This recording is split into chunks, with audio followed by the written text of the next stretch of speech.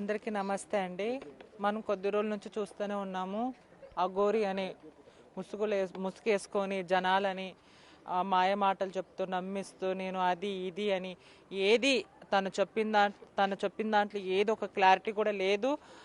First of all అడిగిన questions answer ఇవ్వకుండా నేను అఘోరాని అది ఇది అనడము, ఆ జనాలు అప్పుడు నేను కూడా చెప్పాను నమ్మకండి నమ్మకండి అని చెప్పాను. కానీ జనాలు నమ్మే స్థితిలో లేరు. ఎందుకంటే అఘోర అఘోర అఘోర అఘోర ఇవాళ రోజు ప్రతి ఒక్కరు కింద కామెంట్స్లో చూసుకుంటే అఘోరని చాలా అంటే కామెంట్స్ పెడుతున్నారు, ఎందుకు ఇలా అలా అని.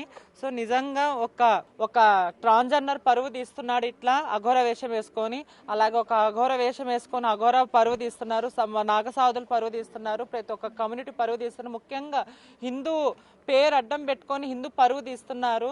ఆ రోజు ఎక్కడెళ్ళారండి? ఆ రోజు మీడియా ముందర మాధురి ఇట్లా చిట్టికేసి మరీ నాతో ఛాలెంజ్ చేశారు కదా, ఆడపిల్ల నేను ఆడపిల్ల నా దగ్గర ప్రూఫ్ ఉంది అది ఇది ఉంది అన్నారు కదా. మళ్ళీ ఈరోజు తను ట్రాన్స్ అని తెలుసు, శ్రీనివాస్ అని తెలుసు, తను ఏమేమి అని అన్ని తెలుసు. మళ్ళీ ఈరోజు ఎవరు వచ్చి మాట్లాడట్లేదు, ఏం నోర్లు పడిపోయాయి కొంతమంది. ఆ రోజు అఘోరా అఘోరా అన్నారు, ఈరోజు ఎక్కడిపోయినాయి నోర్లన్నీ? సనాతన ధర్మం పేరు అడ్డం పెట్టుకొని ఇదా నువ్వు చేసేది?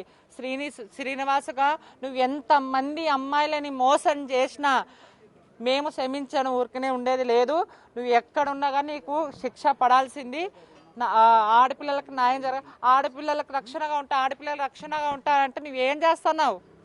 పరువు తీస్తున్నావు నువ్వు. అసలుకి నువ్వు మనిషివేనా? లేకపోతే కడుపుకి ఏం తింటూ నువ్వు ఏం కథ? అసలుకి సమాజానికి ఏం మెసేజ్ ఇద్దాం అనుకుంటున్నావు? ఎన్నో రేపుల హత్య జరుగుతున్నాయి, ఎన్నో మడ్డలు జరుగుతున్నాయి. దీని గురించి స్పందించక సనాతన ధర్మం విని విని విని జనాలు ఒకటి ఇది అనుకుంటున్నారు. ఆ సనాతన ధర్మం అంటే నీకు తెలుసా? అసలు ఏంటో తెలుసా? అంటే కాశీలో ఉన్నాను, నేను అక్కడున్నాను ఇక్కడున్నాను అనే సనాతన ధర్మం అంటే జనాలను మంచి చేసే సనాతన ధర్మం, నీలాగా ఫేక్ లాగా చేసేది కాదు.